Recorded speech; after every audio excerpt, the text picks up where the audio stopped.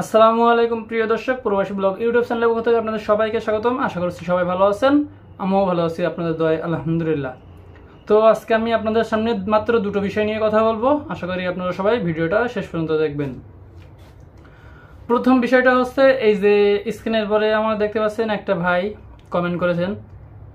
এই কমেন্টটা করেছেন আমি যে গত ভিডিওটা দিয়েছিলাম যে মালয়েশিয়াতে এখন নতুন করে বৈধকরণ হওয়ার সুযোগ দেবে কিনা, সেটা নিয়ে একটা ভিডিও তৈরি করেছিলাম।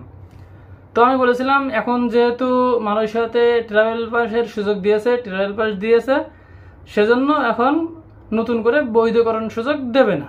আশা করা যায় 2025 সালের মধ্যে আর দেবে না, কারণ 2025 সালে তো ট্রাভেল পাসের সুযোগই আছে। তো এই যে এই ভাইটা আমার বলতেছে কি যে মালয়েশিয়ার সরকার তোর বাপ নাকি? আরে ভাই, মালয়েশিয়ার সরকার আমার বাপ কেন হবে? এই ছোট্ট একটা বিষয় ছোট্ট নলেজ দিয়ে মানুষ ভাবতে পারে যে এখন ট্রাভেল পাস দিয়েছে, এখন নতুন করে বৈধকরণ সুযোগ দেবে না, দিলেও সেটা সামনে দিতে পারে। তো এই কথাটা বলার কারণে আমার এই ভাইটা আমার এইরকম একটা কমেন্ট করলো। যাই হোক, খারাপ লাগলো। কিছু কিছু মানুষের ব্যবহারই আসলে এরকম। তো এসব কথা বাদ দেই, অনলাইনে যখন কাজ করি তখন অনেক কথা কবে সহ্য করতে হবে। কিন্তু আশা করি আমি ভুল কোনো কিছু বলিনি কিংবা ভুল কোনো ইনফরমেশন আপনাদের সামনে আমি তুলে ধরি না। তো যেহেতু ভুল কোনো ইনফরমেশন তুলে ধরি না, সেহেতু কেউ যদি এরকম আজে বাজে কথা বলে তখন অবশ্যই খারাপ লাগে। আর দ্বিতীয় বিষয়টা হচ্ছে, এই যে ভাইটা দেখতে পাচ্ছেন স্ক্রিনের পরে যে কমেন্টটা উঠেছে, এখন এই ভাইটা কমেন্ট করেছে আমি এখন কি কলিংয়ে আসা যায় কিংবা আসা যাবে? কলিং খুললে তারপরে তো আপনি আসতে পারবেন। এখন তো মালয়েশিয়াতে কলিং খুলেই নাই, তাহলে আপনি কিভাবে আসবেন? আর আপনার প্রশ্নটা যদি এরকম হয়ে থাকে যে কলিং খোলার পরে আসলে কি ভালো হবে, মালয়েশিয়াতে কি আমি আসলে কাজ পাবো নাকি না আসাটা বেটার হবে? তো আমার মতে এখন মালয়েশিয়াতে কলিং খুললেও না আসাটাই বেটার হবে। কারণ মালয়েশিয়াতে বাংলাদেশি কমপক্ষে 12 লাখের উপরে বাংলাদেশি মানুষ এখন মালয়েশিয়াতে কর্মরত আছে, কাজ করে। এটা সরকারি নথি হিসাবে আর কি। তো আশা করা যায় এছাড়া বেশি আছে। তো বাংলাদেশ থেকে যখন 12 লক্ষ মানুষ মালয়েশিয়াতে কাজ করে, তা সব এলাকা থেকেই টুকটাক মনে হয় যে আছে মানুষ মালয়েশিয়াতে। তো হয়তো আপনার ভাই, আপনার বন্ধু, আপনার পাশের বাড়ির কেউ মালয়েশিয়াতে আছে, মালয়েশিয়াতে কাজ করে, আপনি তাদের কাছে একটুকু কষ্ট করে তাদের কাছ থেকে একটা কিছু ইনফরমেশন নেওয়ার চেষ্টা করেন যে এখন বর্তমান মালয়েশিয়ার অবস্থাটা কেমন। মালয়েশিয়ার অবস্থা এখন প্রচণ্ড পরিমাণ খারাপ, প্রচণ্ড পরিমাণ। কাজ একদম অল্প আছে, সীমিত কাজ, কোনো ওটি নেই। তারপরে বিভিন্ন রকম সমস্যা, কেউ কেউ কাজ করে টাকা পাচ্ছে না। যেমন আমি নিজেই এক জায়গায় কাজ করেছি, কাজ করে 3 মাসের টাকা, ভাই 3 মাসের টাকা আমি মার খেয়েছি। কিছুই করার নেই, বস ছিল ইন্দোনেশিয়া। কি করার আছে আমাদের? কিছুই করার নেই ভাই, কারণ আমরা ফ্রি ভিসার লোক। এক এক সময় এক এক কোম্পানিতে কাজ করি, বিভিন্ন সময় বিভিন্ন রকম সমস্যা হয়। আজকে এখানে তো কালকে ওখানে, কালকে ওখানে তো কাল আবার একদিন সেখানে, এরকম। তো যাই হোক, ওসব দিকে যাবো না।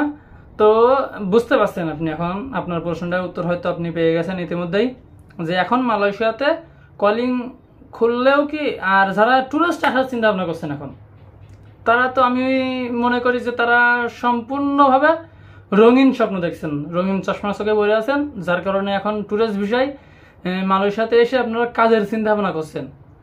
কারণ মালয়েশিয়ার যে নতুন ল করেছে, নতুন নিয়মে যদি কোনো কোম্পানিতে অবৈধ লোক থাকে, সেই কোম্পানির লাইসেন্স পর্যন্ত বাতিল হয়ে যেতে পারে। তো এখানে কোনো বস কি রিস্ক নিয়ে আপনার কাজ করাবে? হ্যাঁ, কাজ করাবে যারা বাংলাদেশিরা যারা ছাপ নিয়ে কাজ করে, রাজমিস্ত্রি কাজ।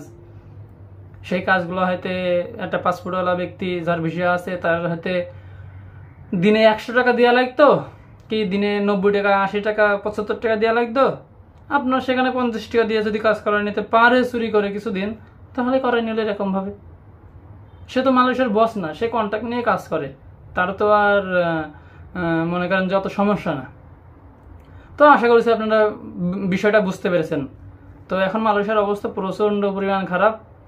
যারা টুরিস্টে আসতেছেন, এমনি ঘোরার জন্য আসলে কোনো সমস্যা নেই, যে আপনি ঘুরবেন ফিরবেন। মালয়েশিয়া দেশটা অনেক সুন্দর, অনেক সুন্দর।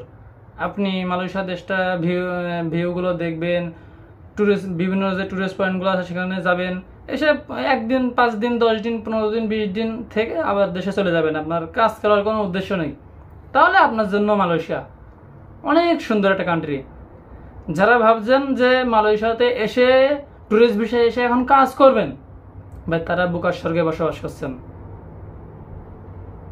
তারা মালয়েশিয়াতে এসে 95% কাজ পাবেন না। আর যদি আপনার কোনো ভাই ভাগ্যর ভালো পজিশনে থাকে মালয়েশিয়াতে, সে বিষয়টা আলাদা।